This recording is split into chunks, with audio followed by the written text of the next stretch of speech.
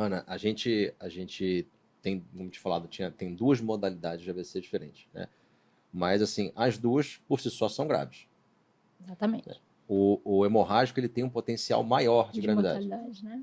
É, de mortalidade. exatamente. Não necessariamente gravidade, mas os dois podem, porque os dois Sim. geram perdas funcionais. Exatamente.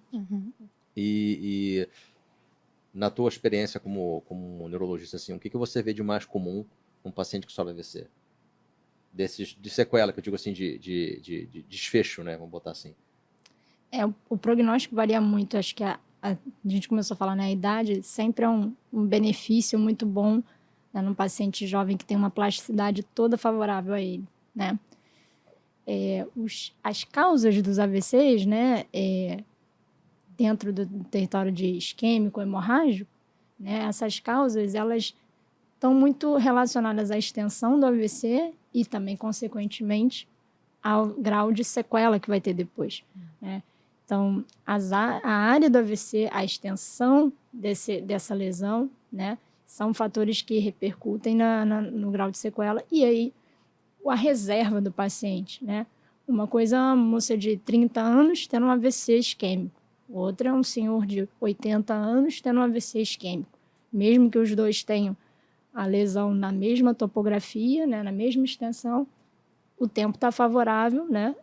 Claro, os dois vão ter benefícios com devida reabilitação, mas é óbvio que a gente tem um ponto mais favorável para o paciente mais jovem. A extensão, como eu falei, a área e o lado do cérebro, né? A gente sabe que na grande maioria das pessoas a gente tem o nosso hemisfério esquerdo como hemisfério dominante para a linguagem, né? Então, assim, para as funções de execução, de planejamento, organização, né? Então, assim, o lado também interfere, né? E isso tudo do ponto também na fase aguda, além disso tudo, é o grau de intervenção. Então, por isso que é muito importante, né, num paciente que chega numa janela de tempo, né, para intervenção, seja no hemorrágico, seja no isquêmico, que ele possa receber o tratamento adequado, né? Isso também faz toda a diferença. A gente tem, né, aquela ideia do tempo é cérebro. Então, ainda mais se a gente está falando aqui de isquemia, né, em que a gente quer voltar a abrir o vaso para o vaso poder oxigenar, levar sangue e oxigenar o cérebro, quanto mais rápido a gente agir, melhor, né? E esse pensamento a gente tem que disseminar ele, né? Isso tem que ser uma meta em toda a saúde, privada e no SUS. É o sonho, né? Um sonho que a gente gostaria de alcançar. E qual é o tempo ideal para intervenção no caso de AVC isquêmico? Então, depende, né, também a gente tem uma janela de tempo clássica, né, numa área de isquemia, num contexto de isquemia, a gente tem aquela janela de 4 horas e meia, né, se a gente tem até um AVC menorzinho, para a gente poder fazer aquele remédio intravenoso e tentar, né, quebrar, que a gente fala trombolizar. E às vezes a gente tem um AVC que vai ter um coágulo com uma extensão maior, que a gente já vê logo na mesma primeira tomografia, não foi, por exemplo, o caso da Pamela, mas suponhamos que a gente tivesse um AVC com o vaso já obstruído desde o início, mesmo que o cérebro ainda ficasse normal, o vasinho não ia levar sangue até o final. Esse AVC ia precisar de um outro tipo de intervenção, que é como se fosse um cateterismo para poder retirar aquele coágulo. Né? Nesse caso, a gente tem até uma janela atualmente maior.